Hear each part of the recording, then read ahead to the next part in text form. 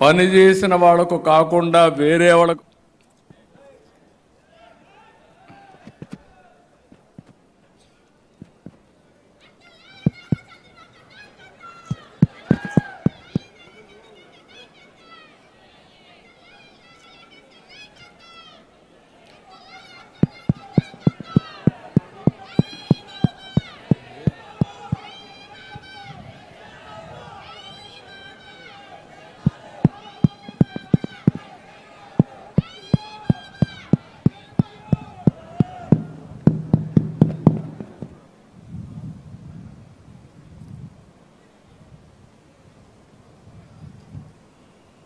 ఏదైతే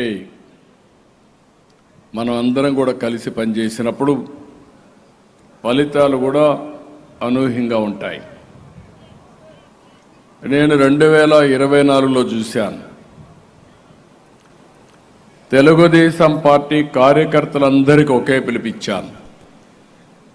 ఈ రాష్ట్రాన్ని పునర్నిర్మాణం చేయాలి, గెలిచే అభ్యర్థులకే సీట్లు ఇస్తున్నాం, మీరు ఏమాత్రం ఆలోచించకుండా ఎవరైతే ప్రజామోదం పొందారో అలాంటి అభ్యర్థులు నేను పెట్టినప్పుడు గెలిపించే బాధ్యత మీరు తీసుకోండి, మీకు అండగా ఉంటాను. ఏ అభ్యర్థిని కాదు, కూటమి అభ్యర్థులు ఎవరైనా సరే గెలిపించాలని నేను పిలిపించాను. 100% తెలుగుదేశం పార్టీ కుటుంబ సభ్యులు ఫాలో అయ్యారు. మిత్రుడు పవన్ కళ్యాణ్ గారు ఒకే మాట చెప్పారు, ఈరోజు రాష్ట్ర పునర్నిర్మాణం కోసమే మేము కలిసాం, ఈలో మాకు ఎలాంటి స్వప్రయోజనాలు లేవు, కూటమి గెలవాలి, ప్రతి ఒక్కరూ పనిచేయాలని పిలిపిస్తే జన సైనికులు 100% పనిచేశారు. వారిని మనస్ఫూర్తిగా మరొక్కసారి అభినందిస్తున్నా.